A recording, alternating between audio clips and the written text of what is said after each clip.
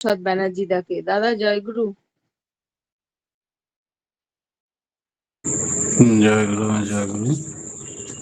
পরম প্রেমময় পরমদয়াল শ্রী শ্রী ঠাকুরের রাঙারাতুল চরণে এতক্ষণ যারা নামামৃত সুধা পান করলেন, তাদের মানব জীবন শ্রেষ্ঠ জীবনের একমাত্র উদ্দেশ্য ঈশ্বর প্রাপ্তি। তা যেন এ জীবনেই সফল হয়, এই কাতর প্রার্থনা দয়ালের রাঙারাতুল চরণে।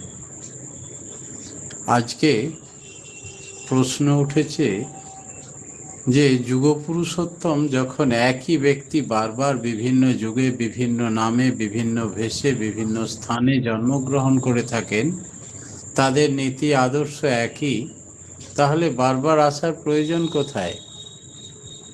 শ্রী শ্রী ঠাকুর বললেন, যুগ পরিবর্তনের সঙ্গে সঙ্গে তাদের মূল মূল প্রিন্সিপাল নীতি বিধি একই থাকলেও যুগর সমস্যার পরিবর্তনের সঙ্গে সঙ্গে তার সমাধানী উপায় যুগপুরুষোত্তম দিয়ে যান। আজকে কলিযুগের যে তাণ্ডব, আজকে ঘরে ঘরে স্বামী স্ত্রীতে ঝগড়া, অশান্তি, এমনকি চরম আকার ধারণ করলেই ডিভোর্সের সংখ্যা বেড়ে গেছে, যেটা আগে কোনো যুগে ছিল না। আজকে একটাও ভালো সোল ইন করছে না মাতৃগর্ভে, মাটি নষ্ট হয়ে গেছে। সেই নষ্ট মাটিতে কোনো ভালো বীজ দিলেও তা অঙ্কুরোদ্গম হচ্ছে না। যারা জন্মগ্রহণ করছে তারা ছোট থেকেই মস্তান, একটু বড় হওয়ার সঙ্গে সঙ্গে মা বাবাকে পেটানি দিচ্ছে, উপযুক্ত সম্মান দিতে জানে না।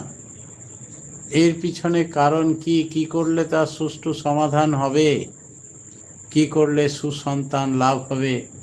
কি করলে সংসারে শান্তি ফিরে আসবে, স্বামী স্ত্রীর বন্ধন অটুট হবে? এই সব বিস্তারিত কোনো শাস্ত্রে বলা নেই। সেই জন্যই প্রয়োজন আছে যুগপুরুষোত্তম শ্রী শ্রী ঠাকুর অনুকূল চন্দ্রের আবির্ভাবের। শ্রী শ্রী ঠাকুর অপ্রিয় হলেও অত্যন্ত সত্য কথা বলেছেন। বললেন, মেয়েদের চাকরি করা মোটেই উচিত নয়, বিশেষ করে অনূঢ়া বা স্বামী পরিত্যক্তা মেয়েদের চাকরি করা কখনো উচিত নয়। যদি একান্ত করে তবে বিবাহিতা মেয়েরা করতে পারে, তাও যদি মহিলা সংস্থান হয়, গার্লস স্কুল ইত্যাদি। ভালো সন্তান পেতে গেলে কি করতে হবে? দশবিধ সংস্কার অনুষ্ঠান প্রবর্তন করা দরকার। দশবিধ সংস্কার মনে রাখিস নিষ্ঠা সার, ঠাকুর বললেন। ভালো সন্তান পেতে পুরুষের ঐকান্তিক ইষ্টপ্রাণতা চাই, আর মায়ের চাই স্বামী অনুচর্যা, পতিব্রত পালন, বাক্যে ব্যবহারে চালে চলনে দেবতা জ্ঞানে স্বামী পুজো করা, স্বামীর আরাধনা করা, স্বামীর সেবা করা, স্বামীর নিষ্ঠা নিয়ে তার পরিচর্যা করা, তাকে উৎসাহ দেওয়া, প্রেরণা দেওয়া, এইসব হচ্ছে আদর্শ নারীর বৈশিষ্ট্য। তাতেই সুসন্তান নেমে আসবে ধরিত্রীর বুকে। শ্রদ্ধার চাষ করার কথা বললেন। মেয়েরা যদি সংসারে একটা লক্ষ্মীর কৌটো রেখে দেয়, আর শ্বশুর শাশুড়ি স্বামীর জন্য নিত্য কিছু তুলে রাখে, তা যদি আপদ বিপদের প্রয়োজনে বৌমা ইষ্টভৃতির মতো সেই অর্থ একত্র করে শ্বশুরের প্রয়োজনে হাত বাড়িয়ে দেয়, তবে সেই সংসারে শান্তি শৃঙ্খলা অবশ্যই ভরে উঠবে। কর্মঠ শ্রদ্ধা বাদ দিয়ে মানুষ টাকার বান্ডিলের উপরে যদি বসে থাকে, তাতেও সংসারে প্রকৃত ঐশ্বর্য শান্তি ফুটে উঠতে পারে না। মাকে যদি এইভাবে করতে দেখে, তবে ছেলেপিলেরাও মা বাবার প্রতি শ্রদ্ধাশীল হয়ে ওঠে, তাদের কাছ থেকে অনেক শিক্ষা পায়।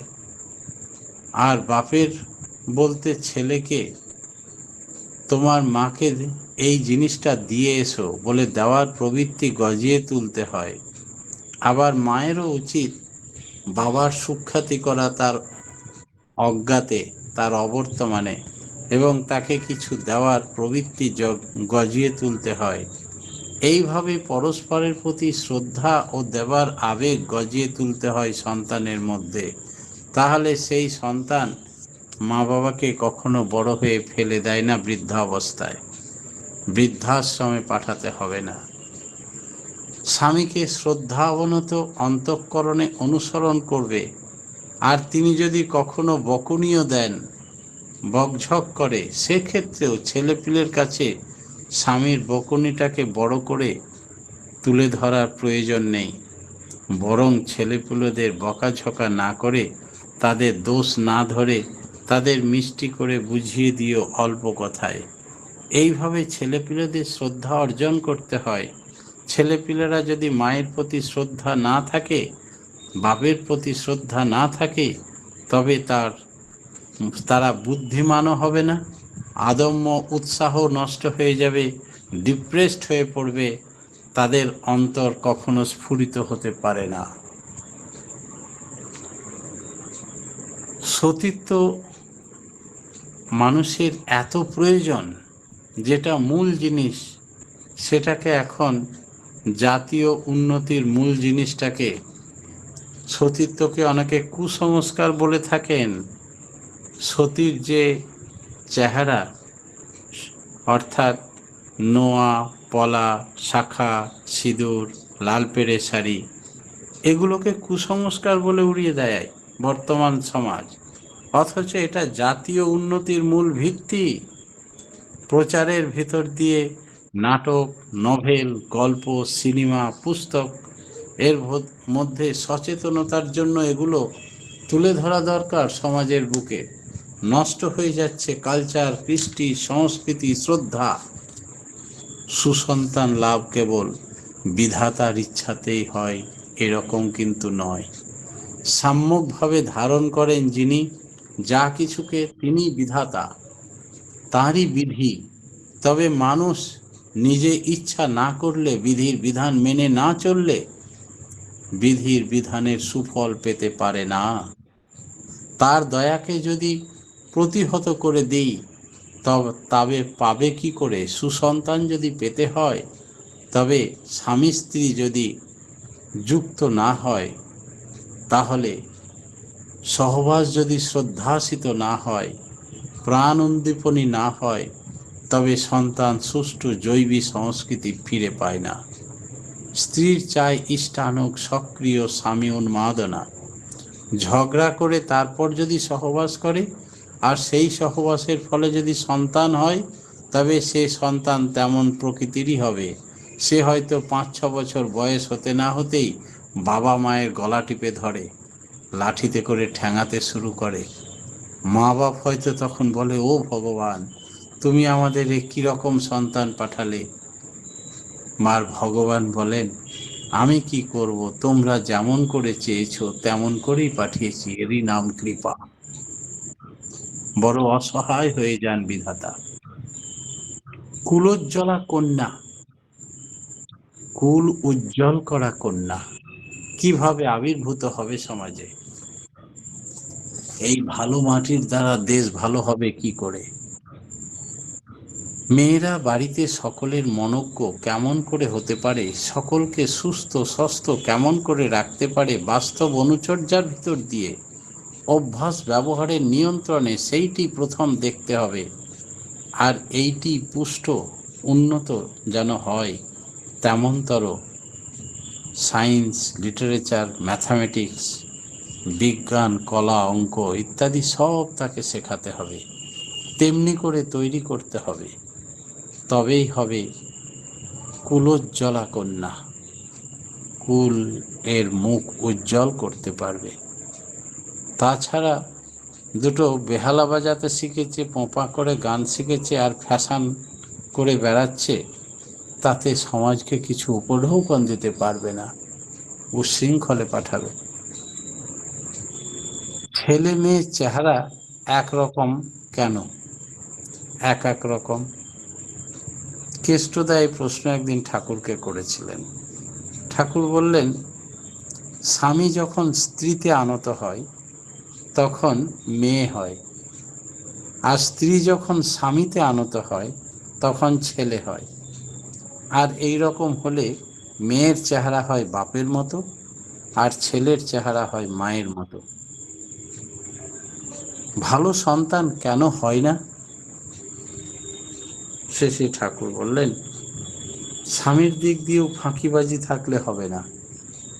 স্বামীর যদি ফাঁকিবাজি থাকে, ইষ্টানুরাগ না থাকে, ইষ্ট অনুরাগ যদি না থাকে, ইষ্টকে অনুসরণ করে উন্মাদনায় যদি সে না চলে, আর তার প্রতি যদি তার স্ত্রীর স্বামীকে দেবতা জ্ঞানে সেবা শুশ্রূষা না থাকে, তবে তাদের ফল ভালো হয় না, সন্তান ভালো হবে না। ভালো সন্তান আসার সম্ভাবনা কোথায় বেশি আর কোথায় কম? কামাবেগে যার যত সুষ্ঠ হবে ও যত উন্নত স্তরে উঠবে, সেখানে তত ভালো সন্তান আসতে পারে। যেখানে যে যত অসুস্থ, যত নেমে যাবে, সেখানে ভালো সন্তান আসার সম্ভাবনা তত কম। স্ত্রীর স্থান কি হওয়া উচিত? স্ত্রী হলো স্বামীর সহধর্মিণী। সহধর্মিণীর মতো তাকে সকল সময় পাশে থাকতে হবে। মনে সত্তা সঙ্গিনী, তার সমস্ত দোষ গুণ নিয়ে তার সত্তার ইন্ধন। কখনো সে তার ভুল ত্রুটি দেখবে না, সমালোচনা করবে না। তবেই মেয়েদের সৌন্দর্য কি? মেয়েদের সৌন্দর্য বলতে মাতৃত্বের ভাব মেয়েদের মধ্যে যেন প্রকট হয়ে ওঠে। তাকে দেখলেই সুন্দর মাতৃভাব জেগে উঠবে সকল পুরুষের মনে। তখনই বুঝতে হবে মেয়ের সৌন্দর্য প্রকৃত ফুটে উঠেছে। ইহকাল পরকালের গতি নেই কার। যদি একটা মেয়ে ভ্রষ্টাচার চরিত্র মেয়ে হয়, আর সে যদি পরে শ্রেয় পরায়ণ হয়ে ওঠে, তাহলে তার বরং নিস্তার আছে।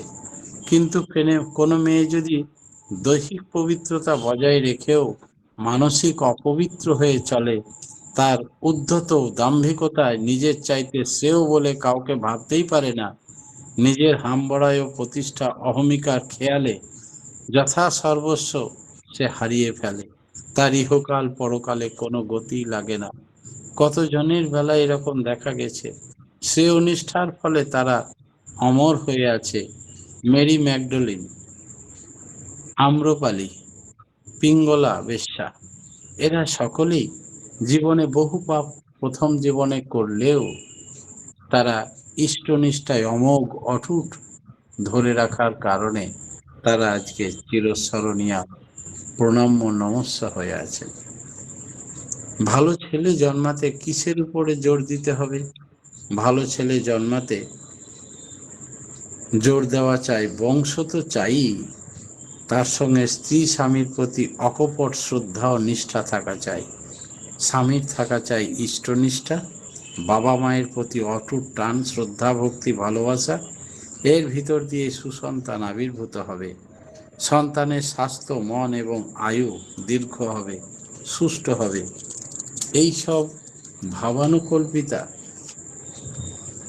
পোষণ দেওয়া হয়, যাতে বাস্তব অবস্থায় তার আচরণের ভিতর দিয়ে।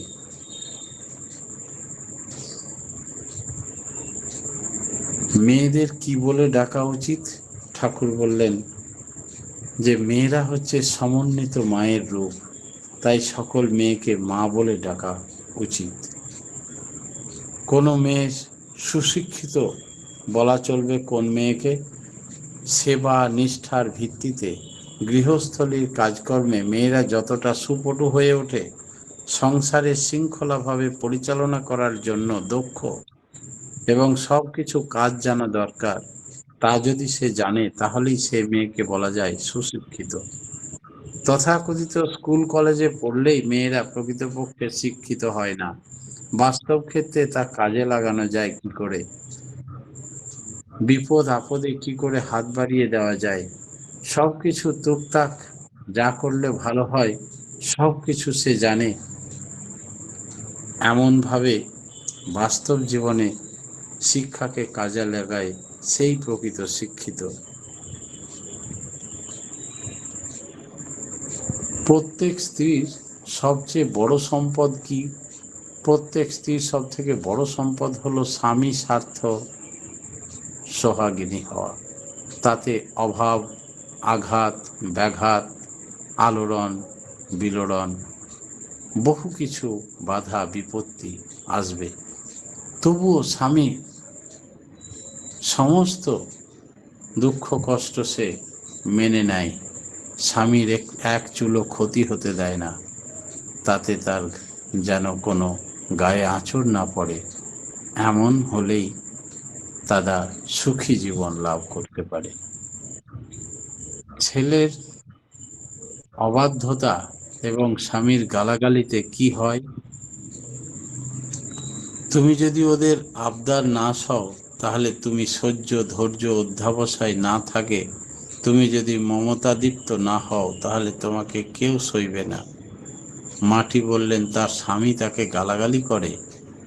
শশী ঠাকুর বললেন হিটলারের মায়ের উপর তার বাবা খুব অত্যাচার করত। হিটলারের বাবা মদ খেয়ে আসতো, তার মাকে মারত, বরফের মধ্যে বসিয়ে রাখত। এত কষ্ট দেওয়া সত্ত্বেও তার মুখে বাবার বিরুদ্ধে কোনোদিন একটা কথাও শোনা যায়নি। এইরকম কত যে অত্যাচার, তবুও হিটলারের এই সহ্য গুণ দেখে মায়ের প্রতি ভক্তি শ্রদ্ধা অটুট বেড়ে যায়, এবং সেই মাতৃভক্তির ফলে সে পৃথিবীতে আজকে এত বড় হয়েছিল। হিটলারের নাম শোনেনি এমন কোনো মানুষ নেই। ওই মাতৃভক্তির কারণে এত বড় হওয়া তার। তার মার প্রতি স্বামী ভক্তি যত অগাধ ছিল, তার সঙ্গে সঙ্গে হিটলারের মাতৃভক্তি ছিল অগাধ। মা হওয়া কি এত সহজ কথা? প্রসব করলেই মা হয় না, ধৈর্য না থাকলে কি হয়? মা হলো ধরিত্রীর মতো, মাটির মতো। এই মাটির বুকে মানুষ যত অত্যাচার করে, খাল করে, গর্ত করে, আর রেল লাইন চলে মাটির উপরে, মোটর গাড়ি চলে, সমস্ত সহ্য করে। কখনো বিপত্তি দেখিয়ে জেহাদ ঘোষণা করে না মাটি, যে আমার উপরে এত অত্যাচার সহ্য করব না। তবুও মাটি সবাইকে প্রশ্রয় দেয়, আশ্রয় দেয়। মায়েরও এমন গুণ থাকা চাই। আর তুমি যে তোমার স্বামী সম্বন্ধে বলো, তাহলে তার বিরুদ্ধে তোমার সপক্ষে কিছুই তোমার বলবার নেই। তুমি যে তারই অংশ, নিজের গা কামড়ায় নিজে কখনো কেউ, তাই নিজের দোষ দেওয়াও যা। সহধর্মিণী বা অর্ধাঙ্গিনী কখনো নিজের বাকি অর্ধেকটার দোষারোপ করে বা কামড়ে দেয়? সেই জন্যে আমার উপর ছেলের যাতে অশ্রদ্ধা হয় তেমনতর বুদ্ধি ও প্রেরণায় তাকে দেওয়া হয়। শ্রী ঠাকুর বললেন তুমি যদি ঠিক থাকো, তবে তোমার বিরুদ্ধে যে যতই বলুক, তোমার স্বামী ছেলেকে উস্কে দিক, তাতেও তার অশ্রদ্ধা আসবে না, বরং সে তোমারই ফেভারে থাকবে। মাটির মধ্যে পোঁতা খুঁটিকে যতই আঘাত করো, তাতে সে আকাশে উড়ে যাবে না, বরং আরো গভীর মাটিতেই বসে যায়। সেই জন্য কোন নারী দেব জন্মা? শ্রী ঠাকুর বললেন যে নারী দেব জন্ম, তারা স্বামী নিয়েই সুখী থাকে। যারা চিন্তা কেবল শ্রীবৎসকে নিয়ে, দময়ন্তী যেমন ছিল নলকে নিয়ে, সাবিত্রী যেমন ছিল সত্যবানকে নিয়ে, এই রকম নারীরাই স্বামী সর্বস্ব হয়ে চলে যারা, তারাই দেব জন্মা। বেশিরভাগ নারী পুরুষ জানে না কিভাবে স্ত্রীর সঙ্গে মিশতে হয়, কিভাবে মেয়েরাও জানে না স্বামীর সেবা করতে হয়। শুধুমাত্র যৌন উপভোগের জন্য স্বামী স্ত্রী নয়, আদর্শ বিবাহ কাকে বলে সে সম্বন্ধেও পরিষ্কার ধারণাই নেই অনেকের। সেই জন্যে মেয়েদের মধ্যে জাগ্রত বিবাহ বিচ্ছেদের কথা আজকে দেখা যায়। পরিবারে আগুন লেগে ধরে গেছে, শুধু ঝগড়া কলহ, বিরহ ব্যথা, ভালোবাসা উড়ে গেছে। তাই সুখ কোথায় উথলে ওঠে? যখন উপযুক্ত পুরুষের প্রতি একটা মেয়ে সর্বতোভাবে টান গজায়, সে নিয়ন্ত্রিত করে রাখে সব কিছুর প্রত্যেকটা পদক্ষেপ, এইভাবে নিজেকে গঠিত করে নেয়, কিসে আমার স্বামী খুশি হবে সেই ধান্দায় শুধু মাথায় ঘোরে, তার সংস্কার তেমনি তৈরি হয়ে যায়। তখন রাজ ঐশ্বর্য সেই সংসারে বিরাজ করে, সুখী হয়, সেও আকর্ষণের ভেতর বুকখানা ভরে টান টান হয়ে ওঠে, ভাব উদ্দীপ্ত হয়ে চলে, সুখ শান্তি উথলে ওঠে সেই পরিবারে। দাম্পত্য প্রণয়ের অভাবে স্বামী স্ত্রীর পরস্পরের প্রতি পরস্পরের টান না থাকলে, উভয়ের ভালোবাসা সক্রিয় না হলে, একজন নিথর হলে সন্তান সন্ততির মধ্যে কিছু গলদ থেকে যায়। স্বামী স্ত্রী পরস্পরকে আদর করে খুশি হয় না। একজন যদি নিথর থাকে তবে আর একজনের সজীব ভাব কমে যেতে থাকে। তাই স্বামী যদি খোঁজ খবর না নেয়, স্বামী গৃহের অত্যাচার হয়, তখন কি করব ঠাকুর? বহিরাগত একটি মা ঠাকুরকে কথা একদিন জিজ্ঞেস করলেন। ঠাকুর বললেন, অত্যন্ত দরদ ভরে বললেন, সে তোমার খোঁজ খবর নিক আর না নিক, তুমি তার খোঁজ খবর নিও। সে তোমাকে চাক আর না চাক, তুমি তাকে চেও। তুমি উচ্ছল উৎসাহিত ভাবে বলো, আমি তোমারই, আমি তোমারই, আমি তোমারই, আর আচরণেও তাও করে দেখিও। ভক্ত মাটি বললেন, মাঝে মাঝে মনে হয় সংসার আর করব না ঠাকুর, দেবতা নিয়ে জীবন কাটিয়ে দেব। শেষে ঠাকুর বললেন, তোমার ঠাকুর তোমার স্বামীর বুকের মধ্যে আছেন, তাকে পুজো করো, সম্বর্ধনা করো, সেবায় উচ্ছল করে তোলো, তাতে সতই তোমার প্রতি প্রীতিপ্রসূ হয়ে উঠবে। অবশ্য তোমার স্বামী তোমামুখী হওয়ার সার্থকতা নেই, তুমি তার মুখী হয়ে চলবে। সে তার পিতা মাতা ইষ্ট গুরুর প্রতি উন্মুখ হয়ে উদ্বর্ধনমুখী চলবে। স্বামী গৃহে অত্যাচারের কথা বলছিলেন সেই মাটি ঠাকুর বললেন, তুমি তো বোঝো তোমার উপর দিয়ে কম ঝঞ্ঝাট যায়নি। বিরোধ বিক্ষোভের মধ্যে তো দেখেছো শান্তি নেই, তর্কে শান্তি নেই, যুক্তি তর্কে শান্তি নেই। তুমি ঐশী উদ্দীপনা নিয়ে চলো, যাতে তুমি সুখী হও, তাদেরও সুখী করতে পারো। তুমি মুখরা হও না, স্মিত গম্ভীর হও, স্বল্পভাষী হও।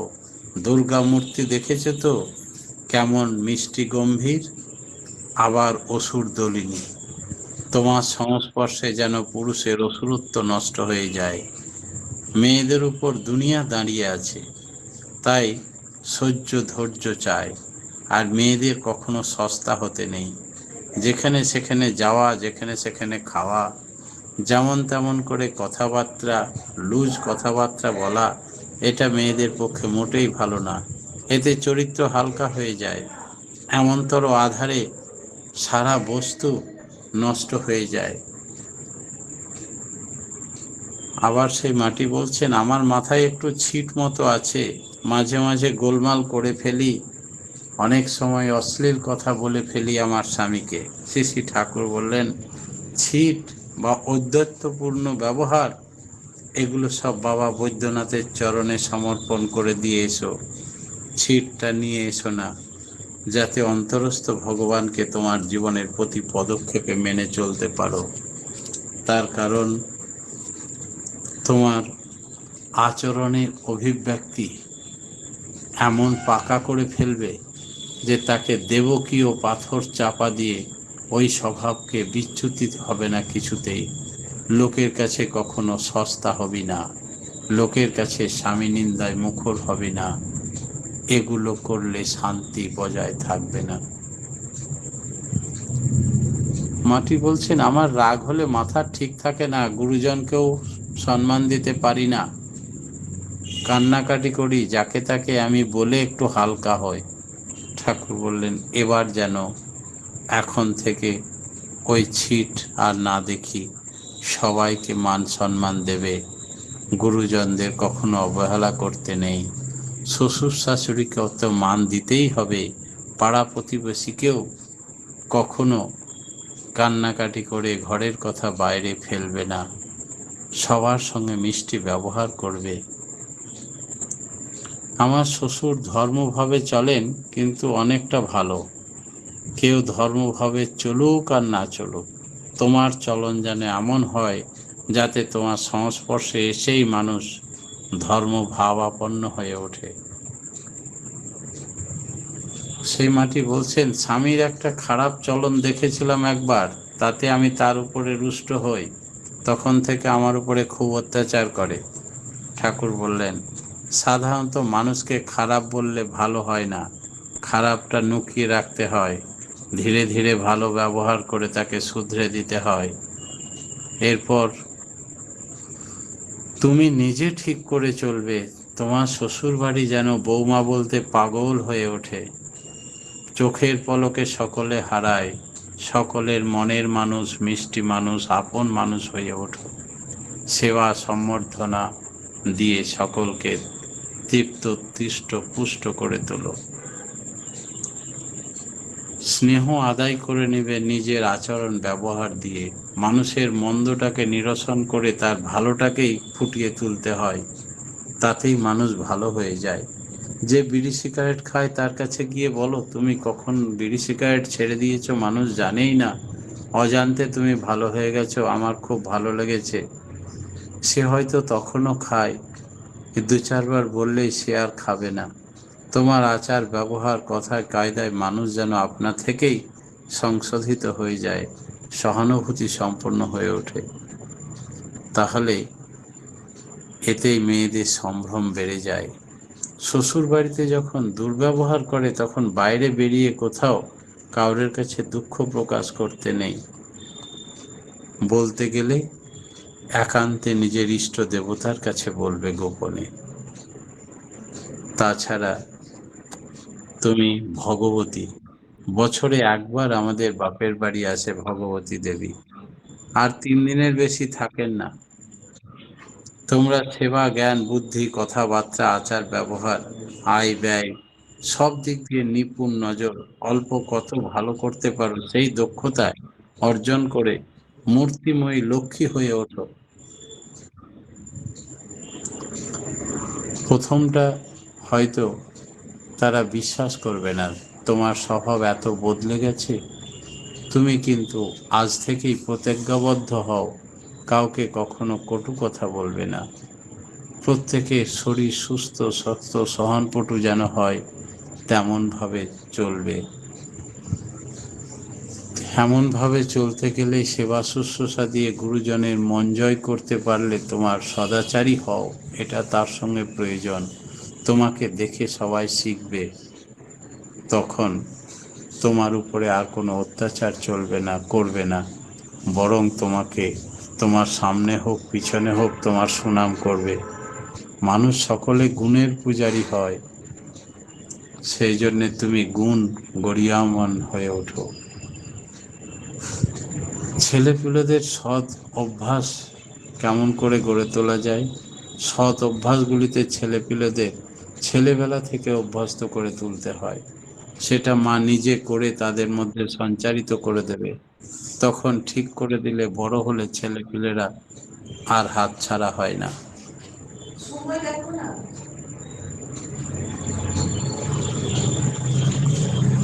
পরম প্রেমময় শ্রী শ্রী ঠাকুরের সার্বিক মঙ্গল প্রার্থনা জানিয়ে চরণে প্রত্যেকের সার্বিক মঙ্গল প্রার্থনা করি। আজকের মতো আমার এখানে ক্ষুদ্র বক্তব্য শেষ করলাম। জয় গুরু। জয় গুরু দাদা, আপনার ইষ্ট প্রসঙ্গ শুনে অনুপ্রাণিত হলাম। দয়ালের আতুল চরণে আপনার সার্বিক মঙ্গল কামনা করি। আপনি সুস্থ থাকুন, ভালো থাকুন, ঠাকুরকে মাথায় নিন। এখন সঙ্গীত পরিবেশন করবেন শ্রদ্ধা বিজয়া মুখার্জি মা। জয় গুরু মা। জয় গুরু মা।